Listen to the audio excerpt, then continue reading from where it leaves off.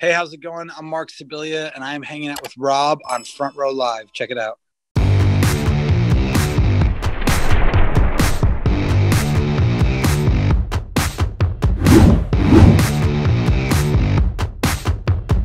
I've actually been a fan of yours for quite some time. I think my first time was, I think it was like ZZ Ward tour. This was a few years ago. Oh, Um, wow.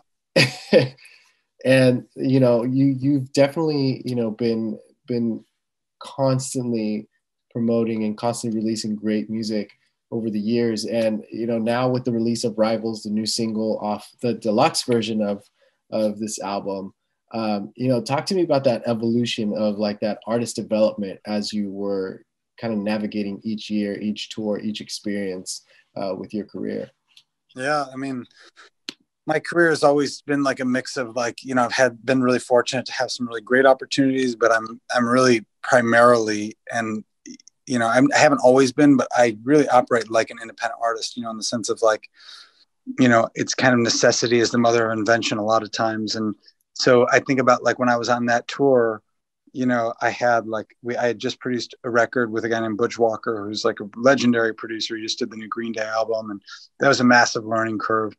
So I had and I was signed to an imprint on Capitol Records at the time. So that was like a snapshot in life that really hasn't really been like that since. Since then, I mean, I've been an fully independent artist, and, really have evolved through, necessity in a sense. I basically learned how to produce records, and I mean, I've been doing that for a long time, but it really just became the most economical way to move forward with my career. And so, and I think even then, when you saw me on that tour, there was just a lot of voices in my life and in my career. And, I really pared that down, and I really have been trying since then to really get to the heart of what it is that I do. I'm glad to say I think that the last thing I did is probably the closest I've ever been to the heart of what I do, but it's not as close as I'll ever be. So I'm really looking forward to, I think even with Rivals as the latest release, it's like it feels like I'm just getting closer and closer. So yeah, I mean, the Seed of Joy album, it's definitely kind of along that progression of singer-songwriter meets like music that I'm interested in, like pop music of sorts. And so yeah, that's kind of, if that answers the question. I'm also like running on very minimal sleep with the birth of my new son. So if any of these answers are just unbearably long and meandering, I blame him. The fact that you had that experience with being in the studio with Butch Walker, someone that, like you mentioned, like he's a big deal in the music industry as far as production goes, as far as a musician goes as well. So having that experience early on, and then now moving forward to Seed of Joy, which you self-produced, did this in your home studio, like how do you feel like you've personally evolved as a producer and as a creator as well?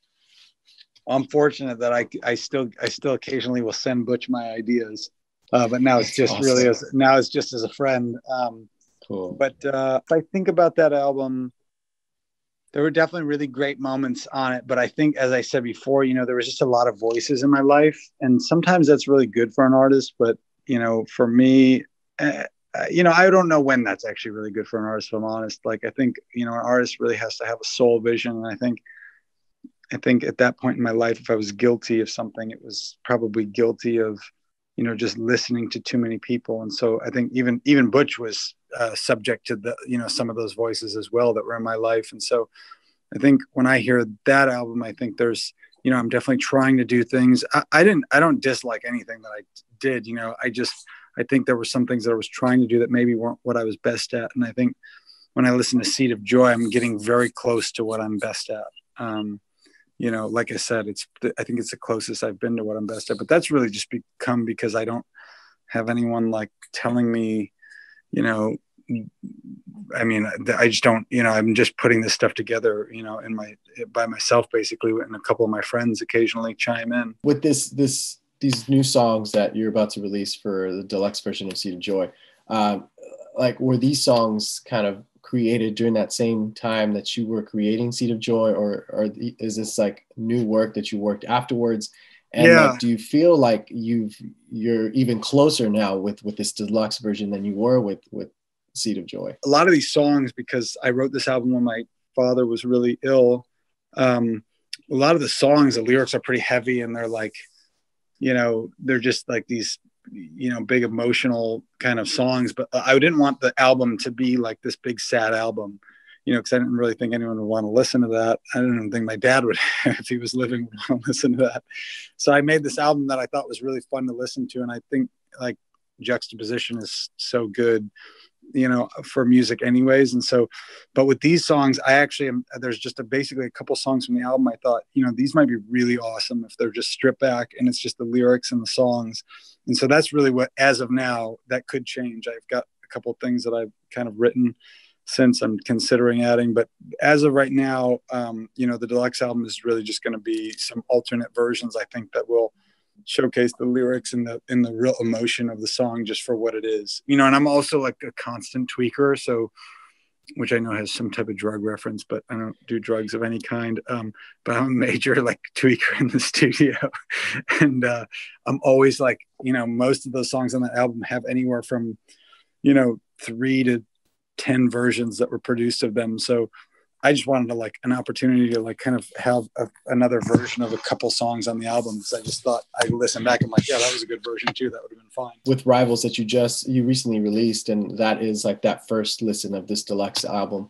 Talk to me about like what kickstarted this song in particular. I know you were on tour when you started writing it, but like, was there a specific like lyric or like a thought that came through your mind that immediately you started writing this track?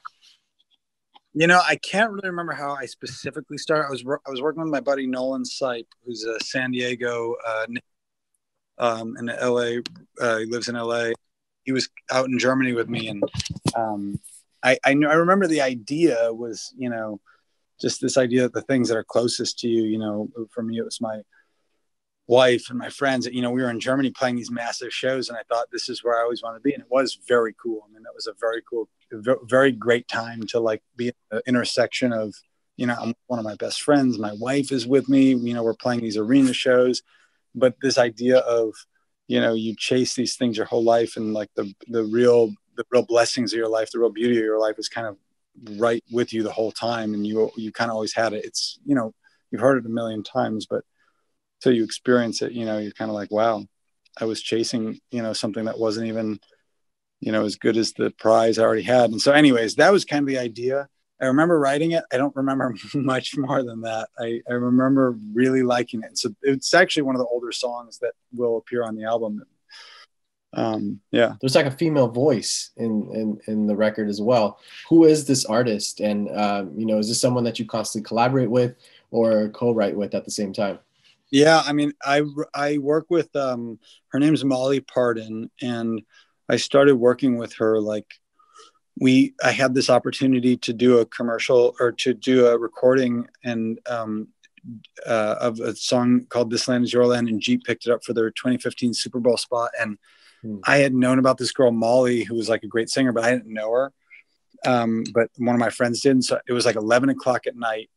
And I called her and I was like, hey, you don't know me, but you know, I have this opportunity and I love your voice. And so if you could come over like basically now. And so we worked on this commercial together. This was probably 6 years ago at this point. And we ended up getting the commercial, and then we just become friends ever since. And she actually sings like on so much of my music. It's pretty cool. She's like she's kind of like the voice on any type of like, for the most part, any female vocal on my album is generally Molly, because I just feel like our voices match so well together.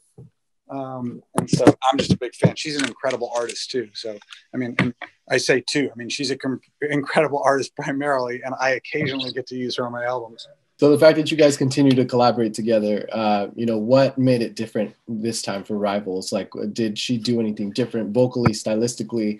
Did she have any like additional input aside from what you had already presented with the song? Well, that, you know, it's funny because I produced that version of Rivals probably, I started recording that version about 3 years ago, and then about 6 months ago, I just started muting things and turning things off in my production, and I changed like the rhythm of the guitar, and her vocal, and then the horns were like the only two things that stayed.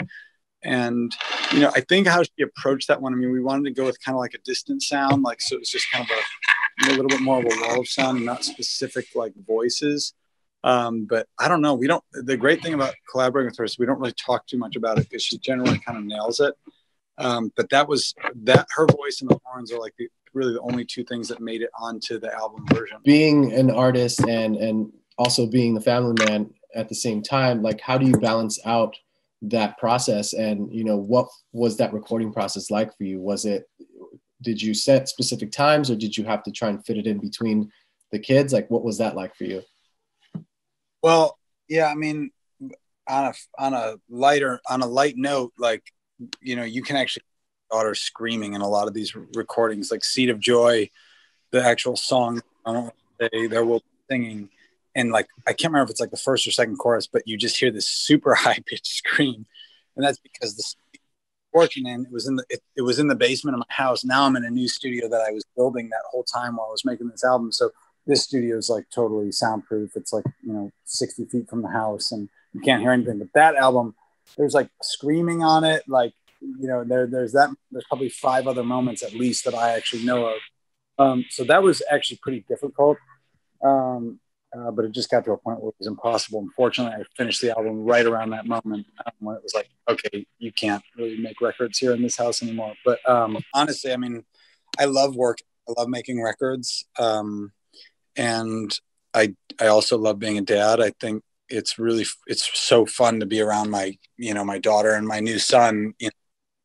He's getting fun. He's just, he needs a lot at the moment that I can't really participate in, but honestly,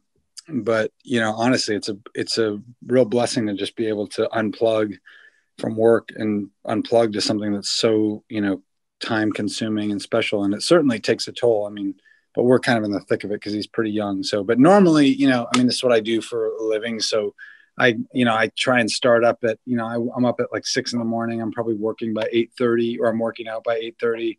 I'm probably working by 9, and then I'm kind of done by 5 or 6, and then maybe I try and jump in at night. But my life at the moment is pretty regimented, which is pretty weird for me because I've never really been much for that type of, that kind of hard stops and starts. That must be difficult too, though, when you're in the middle of, some kind of creation moment or whatever, and it's like, okay, time to clock out. So yeah, totally. And that's the way it is 100%. But I think honestly, creativity is so weird. And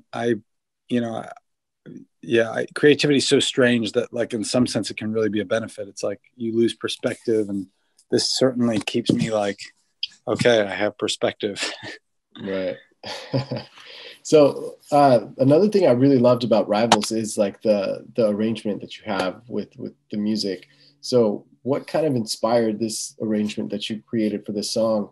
And is this like literally all from home? Did you like recreate any sounds in some kind of interesting ways that you haven't done before? Like, how did you kind of challenge yourself for Rivals? With this song, I mean, because modern music, it's so easy to just keep adding and adding and adding sound. I mean, there's no limit to what you can do nowadays. Like, it's just so simple. It's just not simple, but it's just there's so much access.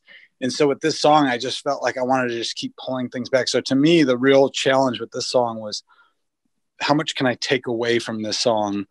Whether that be the kick drum pattern to the whatever. There was all sorts of programming. I mean, I produced this thing so crazy. Like, I had like the guy that made he was like the instrumentalist on the whole like last 2 or 3 Paul Simon albums come, and he played a bunch of stuff after it was even already like a full big production, and I kept adding stuff, and I was like, why isn't this getting better? And so then I was like, I gotta get rid of everything. So I think I was in the studio and I soloed the vocal, and then I had an idea for a new guitar part, which is like the guitar part you hear where it's kind of strumming on the upbeats. And so I put those things together, and then I started adding more things in, and I thought, and then I added like this electric guitar that you hear like in the post chorus. But yeah, this was definitely like an exercise in reduction. you know, just to see how much you could pull off of it. Thank you again for taking the time, dude. And congratulations with the success of the single and the album. And I definitely look forward to doing this again. Thanks, Rob.